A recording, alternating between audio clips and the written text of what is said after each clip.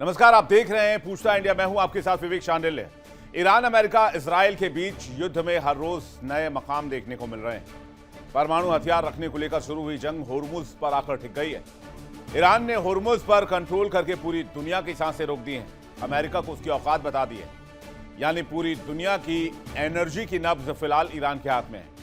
होर्मुज पर कब्जा करने मात्र से ही पूरी दुनिया में त्राहिमाम मच गया। अमेरिका के लगातार प्रहार के बावजूद ईरान सीना तान कर खड़ा हुआ है। वो न सिर्फ अमेरिकी हमलों का मुंहतोड़ जवाब दे रहा है, बल्कि खाड़ी में अमेरिकी सहयोगियों पर भी मौत बनकर बरस रहा है। चाहे वो सऊदी हो, यूएई हो, बहरीन हो, कतर हो, हर जगह ईरानी मिसाइलें कहर बनकर टूट रही हैं। अमेरिका इजराइल के खिलाफ ईरानी सेना के पलटवार ने बड़े बड़े धुरंधरों को हैरान कर दिया है और मिडिल ईस्ट के पूरे इलाके में ईरान एक विजेता की तरह उभर कर सामने आया है। ऐसे में सवाल ये, क्या ईरान इस्लामिक वर्ल्ड का नया खलीफा बनेगा? इस खबर पर तमाम बिंदुओं को समझें। एक बड़े पैनल के साथ इस पर डिबेट की शुरुआत करें। इजराइल अमेरिका के साथ जारी संघर्ष के बीच ईरान खुद को इस्लामिक गौरव के रक्षक के तौर पर पेश कर रहा है। और ईरान की कूटनीति देखिए, वो कहता है कि हमने हिरोशिमा नागासाकी का भी बदला लिया है, हमने एप्स्टीन का बदला भी लिया है, हमने इराक का बदला लिया, हमने अफगानिस्तान का बदला लिया, हमने सीरिया का बदला लिया। वो इसे कूटनीतिक जीत भी बता रहा है और अमेरिका को इंसानियत और मानवता के गुनहगार के तौर पर पूरी दुनिया के सामने सोशल मीडिया के जरिए पेश कर रहा है। ऐसे में ईरान की कोशिश नजर यह आती है कि वो पश्चिमी एशिया में एक नए शक्ति केंद्र के तौर पर दिखे।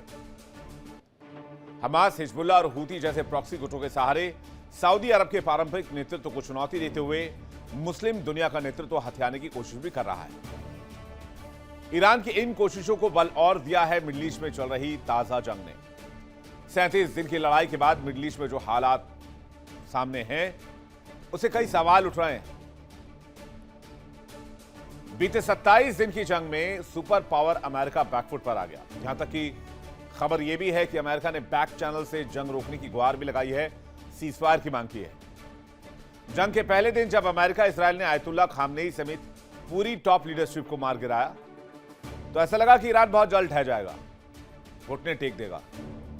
लेकिन 37 दिन के बाद भी ऐसा नहीं हुआ है और 37 दिन के बाद अमेरिका और इजराइल मिलकर एक भी ऑब्जेक्टिव नहीं क्लियर कर पाए, एक भी लक्ष्य हासिल नहीं कर पाए। इसलिए 37 दिन बीत जाने के बाद हालात पूरी तरीके से पलटते दिख रहे हैं। ईरान अब अमेरिका के साथ बड़े भाई की तरह सलूक कर रहा है। मिसाइलें, ड्रोन दागकर ईरान बता रहा है कि ट्रंप ने कितनी बड़ी गलती की है और इजराइल को और मिडिल ईस्ट के देशों को इसका खामियाजा भुगतना होगा। और अगर अमेरिका ने अभी अपनी गलती नहीं सुधारी तो इसे बहुत बड़ी कीमत इसकी चुकानी होगी। हालांकि बीते 2 दिनों में अमेरिका के फाइटर जेट, सैन्य परिवहन विमान और हेलीकॉप्टर्स तक को गिराकर ईरान ने संकेत दे दिए हैं कि नुकसान की अगर बात करें तो खाड़ी देशों को करीब $200 अरब का नुकसान हो चुका है। और यह सिर्फ डोनाल्ड ट्रंप की मनमानी की वजह से, उनकी तानाशाही की वजह से। ऐसे हालात में ईरान को घुटनों पर लाने वाला अमेरिका अब खुद घुटने टेकते नजर आ रहा है। ईरान जंग के मोर्चे पर अमेरिकी सेना के दांत तो खट्टे कर ही रहा है, कूटनीतिक मोर्चे पर भी अमेरिका इजराइल की जमकर घेरेबंदी कर रहा है। इतना ही नहीं, अमेरिका के सहयोगी खाड़ी देशों को भी ईरान ने लपेटा हुआ है। ईरान ने यूएन को खत लिखकर अमेरिका और इजराइल पर गंभीर आरोप लगाए। ईरान का आरोप है कि ट्रंप और नेतन्याहू ने साजिशन आयतुल्लाह अली खामनेई की हत्या की। ईरान का कहना है कि यह पूरी तरह अंतर्राष्ट्रीय कानून का उल्लंघन है। इसके साथ ही ईरान ने ट्रंप के मददगार खाड़ी देशों की भी आलोचना की। ईरान को चौतरफा घेरने वाला अमेरिका भी ईरान के चक्रव्यूह में फंसा हुआ है। ट्रंप के 3 अल्टीमेटम को लोग कुछ इसी अंदाज में देख रहे हैं। जानकारों का मानना है कि ट्रंप ईरान से पंगा लेकर बुरी तरीके से फंस गए हैं। अमेरिका में खुद ट्रंप के खिलाफ प्रोटेस्ट हो रहे हैं। ऐसे में हताश होकर ट्रंप ईरान को ही अल्टीमेटम दे रहे हैं। हालांकि ट्रंप जानते हैं कि उनके तीनों अल्टीमेटम का ईरान पर कोई असर नहीं हुआ है और ना ही आगे उनकी किसी धमकी का ईरान पर कोई असर पड़ने वाला है। ईरान की इस दिलेरी ने धीरे धीरे उसे कई मुस्लिम देशों की आंखों का तारा बना दिया है, जिसके बाद कहा जा रहा है कि ईरान अब इस्लामिक देशों का नया खलीफा बनकर उभर सकता है। कई प्रॉक्सी गुटों के समर्थन के साथ ईरान इस जंग में बेहद आक्रामक रणनीति के साथ आगे बढ़ रहा है आयतुल्ला खामनेई के मारे जाने के बाद ईरान जिस तरह से अमेरिका से लोहा ले रहा है, माना जा रहा है कि पूरी दुनिया में मुस्लिम लीडरशिप के समीकरण में बदलाव हो सकते हैं। तो पूछता है इंडिया में आज का सवाल, अपनी दिलेरी से क्या मुस्लिम देशों में लोकप्रिय हो रहा है ईरान? सऊदी अरब से क्या इस्लामिक कंट्रीज की बातचीत छिन जाएगी, ईरान के पास चली जाएगी? और क्या जंग खत्म होने के बाद ईरान नया पावर सेंटर बनेगा या ईरान तबाही का एपिसेंटर बन जाएगा? बातचीत करने के लिए मेहमानों का एक बड़ा पैनल हमारे साथ मौजूद है। विंग कमांडर आलोक साय हमारे साथ जुड़ रहे हैं, रक्षा विशेषज्ञ, बहुत स्वागत है आपका। अहमद मस्ती खान हमारे साथ जुड़ रहे हैं, बलोच पत्रकार, अमेरिका से लाइव, बहुत स्वागत है आपका। डॉक्टर अजिताभ सिंह हमारे साथ जुड़ रहे हैं, विदेश मामलों के जानकार, बहुत स्वागत है सर आपका। प्रियंका यादव थोड़ी देर में हमारे साथ होंगी, भू राजनीतिक विश्लेषक, रशिया से लाइव, थोड़ी देर में उनका भी स्वागत करेंगे। सैयद मोहम्मद जॉन आबिदी हमारे साथ जुड़ गए हैं, रिसर्चर हैं ALMU में, अलीगढ़ मुस्लिम यूनिवर्सिटी में, और इस वक्त हमारे साथ लाइव जुड़े हुए हैं। बहुत स्वागत है आपका सैयद मोहम्मद जॉन आबिदी साहब। मेरा पहला सवाल आबिदी साहब आपसे ही है, इस पूरे समीकरण के बाद ईरान के सिचुएशन को कैसे देखते हैं, स्पेशली जब जंग खत्म हो जाएगी तब? जी, बिस्मिल्लाहिर्रहमानिर्रहीम। सबसे पहले तो आपको और जो हमारे बुजुर्ग पैनलिस्ट यहाँ पर जो जमा हुए हैं उनको, और आपके चैनल से अपने प्यारे मुल्क हिंदुस्तान के जो हिंदुस्तानी हैं, देशवासी हैं, उनको हम सलाम और आदाब अर्ज करते हैं। और एक करेक्शन यहाँ पे कर दूं, मैं अलीगढ़ यूनिवर्सिटी से नहीं हूँ, मैं अल मुस्तफ़ा इंटरनेशनल यूनिवर्सिटी कुम, ईरान से हूँ, और यहाँ पर मैं रिसर्च स्कॉलर हूँ अभी। मुझे बताया गया था जी। जी हाँ, जी जी जी। तो आपका सवाल था कि जंग के बाद क्या होगा। अभी तो जंग चल रही है, पहले तो जंग के हालात को देख लें। पहले जंग जो इम्पोज की गई है जो ईरान के ऊपर, और जिस तरीके से ये वॉर क्राइम हुआ है, और जिस तरीके से अभी भी ये अमेरिका और इजराइल जो हैं वो क्राइम करते जा रहे हैं, पहले इनको देख लें। इनका अगर हम बहुत ही खुलासे में अगर हम आपकी खिदमत में अर्ज करें तो वो ये होगा कि ये आए थे इस बात के ऊपर कि ईरान न्यूक्लियर बम बना रहा है, परमाणु बम बना रहा है, और इस वजह से हमको इसको रोकना है। जबकि ईरान बार बार कहता है, और ये चीज बिल्कुल क्लियर है, प्रूफ है कि ईरान ऐसा कुछ भी नहीं कर रहा है। अगर धार्मिक पॉइंट ऑफ व्यू से देखा जाए अगर, तो आयतुल्ला खामेनेई जो कि सुप्रीम लीडर होने के साथ साथ जो है वो धार्मिक गुरु भी थे, धर्मगुरु भी थे शियों के और इस्लाम के। उन्होंने कह दिया इस्लाम का पॉइंट ऑफ व्यू ये है कि हम कोई ऐसी चीज नहीं बनाएंगे, कोई ऐसा काम नहीं करेंगे जो इंसानियत के खिलाफ हो। बहरहाल अमेरिका और इसराइल ने मिलकर इनके ऊपर जंग की, इनके ऊपर जंग थोपी, और आयतुल्ला खामेनेई को और टॉप जो लीडरशिप थी उसको शहीद किया। और उसके बाद से ये सोचा था, जो कैलकुलेशन था उनका, कि हम फौरन 2-3 दिन के अंदर ईरान के ऊपर कब्जा कर लेंगे और अपना पॉकेट बिठा के फिर तेल और जो दूसरे क्या कहते हैं रिसोर्सेज हैं उसके ऊपर कब्जा कर लेंगे। लेकिन इनकी यहाँ पर जो है वो इनका कैलकुलेशन गलत साबित हुआ, और अभी तक वो जंग में फंस गए। दरअसल जंग में फंसे नहीं है। आयतुल्ला खामेनेई ने कई साल पहले ये कह दिया था, पर्शियन में एक जुमला है, मैं आपकी खिदमत में अर्ज करूं, फिर उसका ट्रांसलेशन भी कह दूंगा, कि दौराने बेजन दर्रो गुजश्ते मीजनी मी खुरी। यानी ये जुमला अगर वो समझ लेते तो हमला नहीं करते। उनका कहना था कि मारो और मार कर भाग जाओ, इसका जमाना गुजर गया है, अगर तुम मारोगे तो मार खाओगे। एक बात फिर जुमला उन्होंने ये कहा कि अगर तुम जंग शुरू करते हो तो गिर में उफ्ती यानी बुरे तरीके से फंस जाओगे। ये 5-6 साल पहले ही उन्होंने ये बातें रख दी थी, इसको सीरियस नहीं लिया अमेरिका और इजराइल ने, और उसके बाद क्या कहते हैं ईरान के ऊपर उन्होंने हमला कर दिया। और अब आप देख रहे हैं सिचुएशन आज की तारीख में क्या अगर ईरान के ऊपर पूरा मिडिल ईस्ट ट्रस्ट कर सकता है एज अ लीडर, मैं बस ये जानना चाह रहा हूं, क्योंकि ईरान अब उस मुकाम पे खड़ा है जहां पर उसने 37 दिनों के तक अमेरिका से सीधी जंग लड़ी है। देखिए यहाँ पर जो है वो ईरान ना लीडर बनना चाहता है, हाँ, ना ही मिडिल ईस्ट में ये चाहता है कि उसकी दादागिरी हो। जी नहीं, जब नए सुप्रीम लीडर आए तो उन्होंने पहला जो अपना मैसेज दिया है उसमें उन्होंने रीजन जो है उसके जो कंट्रीज हैं, खाड़ी की जो कंट्रीज हैं, उसमें उन्होंने बहुत ही खुले शब्दों में ये बात कही कि हम इस रीजन में दोस्ती चाहते हैं, अमन चाहते हैं, सुकून चाहते हैं। हम सबसे सबके साथ मिलजुल कर सारे हमारे जो खाड़ी देश के जो ममालिक हैं वो हमारे दोस्त हैं, उनके साथ दोस्ती जैसा व्यवहार रखना चाहते हैं। बस हम ये चाहते हैं कि यहाँ पर इस रीजन का जो फैसला है वो अमेरिका नहीं करे, वो कोई बाहर का आके नहीं करे, हम लोग मिलजुल कर यहाँ का फैसला करें और हंसी खुशी और अमन और सुकून और चैन के साथ रहें। इसके लिए जरूरी है कि यहाँ से अमेरिका निकले और अपना बोरिया बिस्तर समेटे और चला जाए। उन्होंने बहुत ही खुले शब्दों में कहा। अब अगर देखा जाए यहाँ पर तो अभी तक जो रीजन में स्पेशली जो क्या कहते हैं सऊदी अरबिया है, कुवैत है, बहरीन है, इन लोगों ने अभी तक मुकम्मल तौर पर अमेरिका का साथ दिया है। डोनाल्ड ट्रंप ने 4 मरतबा खुल के कहा है कि नेटो ने हमारा साथ नहीं दिया, लेकिन सऊदी अरबिया ने, बहरीन ने हमारा साथ दिया और हमारे साथ जंग में शरीक हैं। इन्होंने एक मरतबा भी इस बात को कंडम तो ये तो फिर नहीं मिडिल किया कि ईस्ट नहीं के जंग नहीं कर रहे। ये आबिदी साहब आप जो बात कह रहे हैं ये मिडिल ईस्ट के मुस्तकबिल के लिए फिर ठीक नहीं है, क्योंकि अगर आपस में ही मतभेद रहेंगे तो खाड़ी देशों में सब आपस में ही उलझे रहेंगे। और इस बात को समझना होगा कि खाड़ी देशों की सिक्योरिटी जो अमेरिका के भरोसे थी उसको शिफ्ट करना बहुत इंपॉर्टेंट है। अगर वो अमेरिका के भरोसे रखी रह गई तो अमेरिका जब चाहेगा तब आएगा और यही सिचुएशन देखने को मिलेगी। हर मुल्क उससे परेशान होगा, पूरी दुनिया त्राहिमाम करेगी जैसे आज कर रही है। यही चाहता है ईरान भी, विवेक सर, ईरान भी यही चाहता है ना। ईरान भी चाहता है कि अमेरिका यहाँ से निकले, हम लोग अपना फैसला खुद करें यहाँ पे जी। और अपना आपसी ये मतभेद बहुत मिटा इंपॉर्टेंट के है कि खाड़ी देशों को अमेरिका के चौधराहट से बाहर आना होगा और उसके बाद अपनी कोई मुकम्मल तैयारी देखनी होगी। आलोक जी का रिएक्शन चाहूंगा इस पर। आलोक जी। बिल्कुल सही बात है। बाहरी मुल्कों का दखलंदाजी नहीं होना चाहिए, लेकिन अफसोस की बात यह है कि आप देखिए 7 अक्टूबर 2023 को क्या हुआ था। 1195 लोगों को का कत्लेआम कर दिया गया और 250 लोगों को हॉस्टेज बना के ले जाया गया। उस समय अमेरिका तो यहाँ नहीं आया था।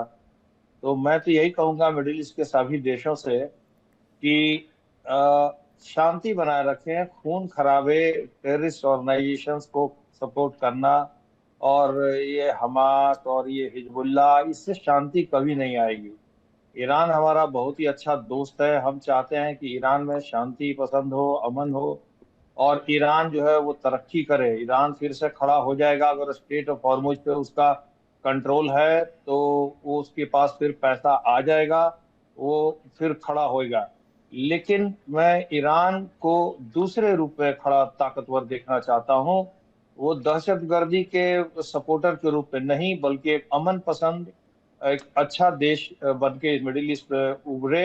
और जरूर मिडिल ईस्ट में अगर ये ऐसा रहा तो ईरान को ये अच्छा मौका है कि वो मिडिल ईस्ट का एक बड़ा लीडर और अग्रिम लीडर बन के उभर के सामने आएगा। जिस तरह से उसने अमेरिका को जवाब दिया है, इससे उसको उसकी बादशाहत कायम होगी। लेकिन भविष्य में, फ्यूचर में अमन शांति के लिए मैं जो रूप अभी ईरान का हो गया था वो रूप मैं नहीं देखना चाहता हूँ, थोड़ा दूसरा रूप देखना चाहता हूँ। जी हाँ। लेकिन आलोक सर, आपने जो जिन प्रॉक्सीज की बात करी, उन प्रॉक्सीज को क्या भारतीय सरकार आतंकी संगठन मानती है, या उन्हें आतंकी संगठन कौन कहता है? अमेरिका कहता है। अगर अमेरिका कहता है तो अमेरिका आईएसआईएस के सबसे बड़े टेररिस्ट के साथ अमेरिकी सदर प्रेसिडेंट व्हाइट हाउस में फोटो खिंचवाते हैं। विवेक जी, शायद आपको याद होगा, और में वो इराक के बाकायदा उनको राष्ट्रपति बनाया गया है। विवेक हाँ। जी, राजनीति में ईरान अपने आतंकवादियों को माफ कीजिएगा, सीरिया के राष्ट्रपति। हाँ। अमेरिका अपने आतंकवादियों को आतंकवादी नहीं कहेगा, उसको पालेगा पोसेगा। पाकिस्तान अपने आतंकवादियों को आतंकवादी नहीं कहेगा, उसको धार्मिक संगठन बोलेगा। ये तो पॉलिटिक्स, राजनीति की रीति है। क्या आप कह सकते हैं कि हमास और हिजबुल्लाह रिलीजियस ऑर्गेनाइजेशन है? हम तो अपनी सरकार के स्टैंड के साथ जाएंगे ना आलोक जी। हम तो अपनी सरकार के स्टैंड के साथ जाएंगे। हम अपनी सरकार से तो बाहर नहीं हो सकते, क्योंकि हम अमेरिकी सरकार के स्टैंड के साथ खड़े हो जाएं। ईरान हमारा दोस्त है, हम ईरान के साथ रहना चाहते हैं। वो तो मैंने पहले ही कहा, ईरान हमारा बहुत पुराना दोस्त है, बड़े अच्छे ताल्लुकात हैं, पुराने हैं। तो अगर ईरान प्रॉक्सी आतंकी संगठन चलाता है तो फिर हिंदुस्तान की मित्रता कैसे ईरान के साथ? ये भी क्वेश्चनेबल है फिर। हाँ, जब तक वो आतंकवादी संगठन हमें ना नुकसान पहुंचाए, हम उससे हम उसको नजरअंदाज करते हैं। नहीं, ये तो फिर बहुत बड़ा एलिगेशन लगा रहे हैं आप, विद ड्यू रिस्पेक्ट आलोक जी, ये बहुत कंट्रोवर्शियल बयान है आपका। विवेक जी देखिए, ये फिर ये गुड जितने टेररिज्म लोग बैड टेररिज्म के पेच में फंसेगा। कि हमास वही तो आप टेररिज्म को गुड और बैड क्यों बनाते हैं? आप बना रहे हैं ना। ना, मैं बिल्कुल जो नहीं, आप बना रहे हैं, मैं तो कह ही नहीं रहा, मैं तो कह रहा हूं कि भारत सरकार ने क्या वो स्टैंड लिया है। अगर हिंदुस्तान भी किसी गैंगस्टर को खड़ा करता है तो टेररिस्ट है। मेरा सवाल तो बिल्कुल क्लियर है, या तो हम ईरान के साथ हैं या ईरान के खिलाफ हैं। नहीं, हम ईरान के ठीक साथ है, हैं। अजिताभ जी इस पर क्या कह रहे हैं? अजिताभ जी देखिए, मामला बहुत कॉम्प्लिकेटेड हो गया है, अब मुझे लगता है कि आप इसमें कुछ रोशनी डाल सकते हैं। देखिए, आतंकवाद आतंकवाद है विवेक जी, इसमें कोई दो मत नहीं बिल्कुल है। सही बात है। आतंकवाद बैड और गुड नहीं है। मानवता के खिलाफ अगर कोई भी ऐसी कार्रवाई हो जाती है, की जाती है, उसकी निंदा हर कोई करता है। और जब हमने यूनाइटेड नेशंस को 1945 में बनाया, उस समय विश्व के सारे देश जो भी उसके मेंबर थे, उन्होंने ये प्रण लिया, उन्होंने एग्रीमेंट किया, उन्होंने इस बात को अंडरलाइन किया, जोर देकर कहा। उसके बाद दिक्कत यहां पे तब आती है जब हर देश या जो भी देश इस तरह से हैं, अपने प्रॉक्सीज खड़ा करके और उसको अपने स्वार्थ के लिए, और उसमें सबसे अग्रणी अमेरिका ही है।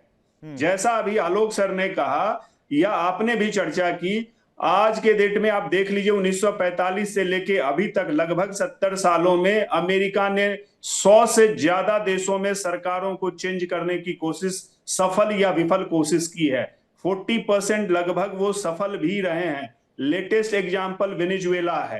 तो आप देख लीजिए, अमेरिका अपने हित में, चाहे वो सैनिक क्रांति हो, चाहे वो लोगों को भड़का के हो, चाहे वो आर्थिक बंदी बना के, या उसको कह लीजिए कि आर्थिक सैंक्शन लगा के हो, हर तरह से CIA के थ्रू आप देख लीजिए। ईरान में भी, ईरान की चूंकि हम बात कर रहे हैं तो मैं कहना चाहूंगा 1953 में हमारे ईरान के भाई लोग भी साथ में पैनल में है, को पैनलिस्ट हैं, वो इस पे ज्यादा बताएंगे। 1953 में चुनी हुई सरकार थी ईरान में, और उसको CIA और MI6 ने, ब्रिटेन और अमेरिका के एजेंसी, इंटेलिजेंस एजेंसी ने मिलके हटाया उनको और शाह को फिर से लाके बिठा दिया। तो ये तो इतिहास है अमेरिका का, ईरान में भी और पूरे विश्व में भी।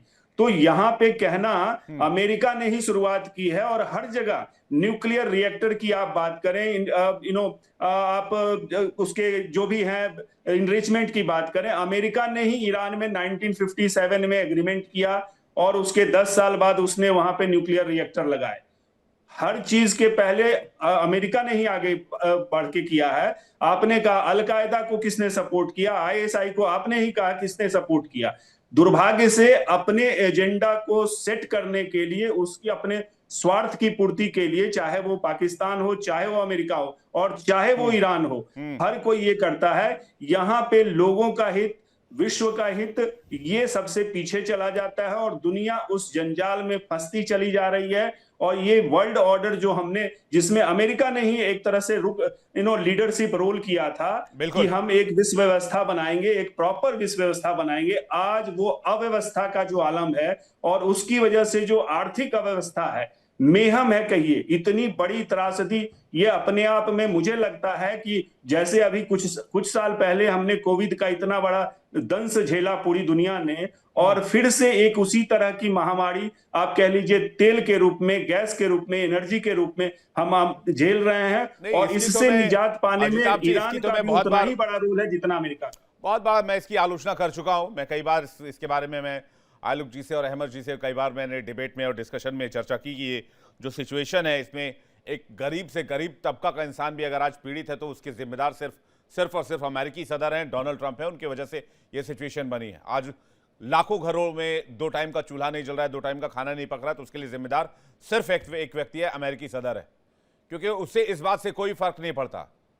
उसके पास अरबों खरबों डॉलर्स हैं, लेकिन पूरी दुनिया को फर्क पड़ता है इन चीजों से। शायद ये बात डोनाल्ड ट्रंप नहीं समझते। अब हमारे साथ प्रियंका भी जुड़ गए रशिया से लाइव। प्रियंका, आपका भी बहुत स्वागत है। अहमद साहब से जवाब चाहूंगा, ईरान का स्टैंड फिलहाल कहां देख रहे हैं आप इस जंग में?